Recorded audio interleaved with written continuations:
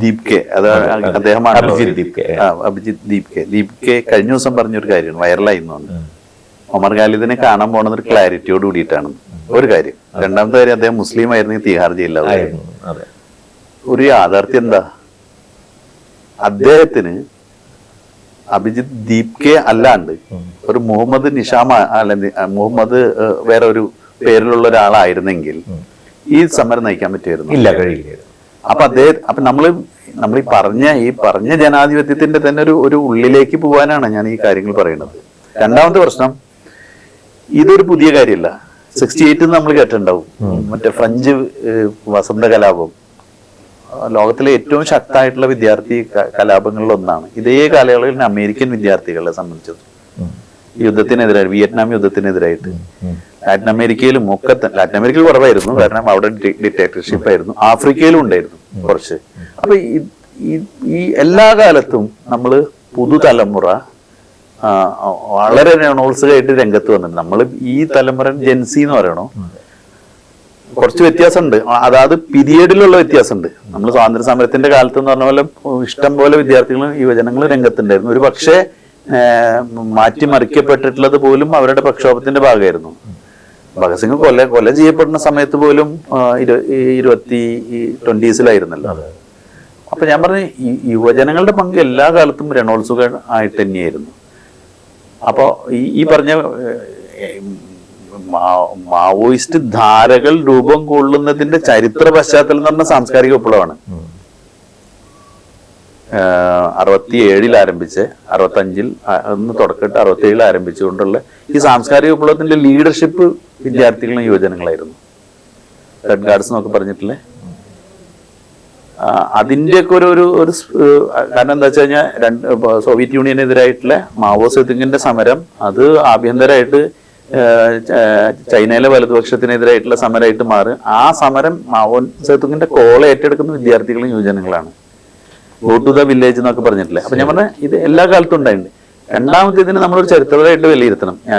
ഞാൻ അക്ഷരാർത്ഥത്തിൽ ഞാൻ പുറത്തായതുകൊണ്ട് തന്നെ എനിക്ക് ത്രൂ ഔട്ട് ഈ ജന്തർ മന്ദിർ ഞാനൊരു ലൈവായിട്ട് മുഴുവൻ സമയം കണ്ടുകൊണ്ടിരിക്കുകയായിരുന്നു. എന്നെ ഭയങ്കരമായിട്ട് ഇൻസ്പയർ ചെയ്തിട്ടുണ്ട്, എന്നെ പഠിപ്പിച്ചിട്ടുണ്ട്. പക്ഷെ എങ്കിൽ പോലും നമ്മൾ ചില കാര്യങ്ങൾ മറന്നുകൂടാ. കാരണം എന്താ വെച്ച് കഴിഞ്ഞാൽ ഇതിന്റെ ഇത് അറബ് സ്പ്രിങ്ങിന്റെ ഒരു എക്സ്റ്റൻഷനാണ്. ജാസ്മിൻ റവല്യൂഷൻ നമ്മൾ പറയണ ടുണീഷ്യൻ തുടങ്ങി. അപ്പൊ നമ്മൾ ഈജിപ്തിലാണ്, യൂസഫായി എന്നാണ് മറ്റേ അവര് ഒരു കുറിപ്പ് എഴുതിയിട്ടുണ്ട്. ഇതിന്റെ ഒരു ഈജിപ്ഷ്യൻ താഹിർ സ്ക്വയറിൽ അവർ നിന്നുകൊണ്ട് തന്നെ ഒരു അനുഭവം എഴുതിയിട്ടുണ്ട്. എന്നെ ഭയങ്കര ജയിലിൽ വെച്ച് ഇൻസ്പയർ ചെയ്തിട്ടുള്ള ഒരു പുസ്തകമാണ്.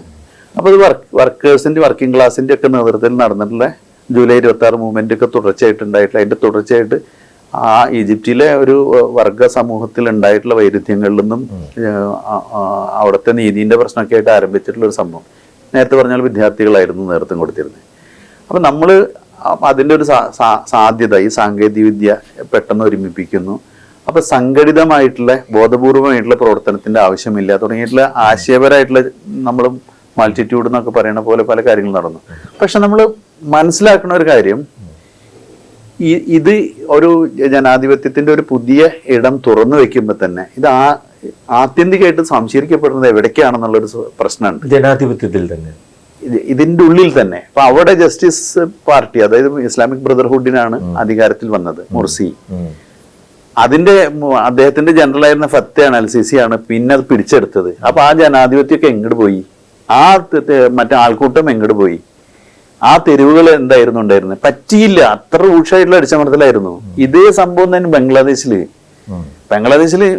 മറ്റേ ഈ പറഞ്ഞ പോലെ ഹസീനയ്ക്ക് എതിരായിട്ടുള്ള ഇത്രയും കാലത്തെ ഒരു ഡിക്റ്റേറ്റർഷിപ്പ് പോലുള്ളത് പറയുമ്പോൾ സോഷ്യലിസ്റ്റ് ഒക്കെ അവർ പറഞ്ഞിട്ടുണ്ടായിരുന്നേ.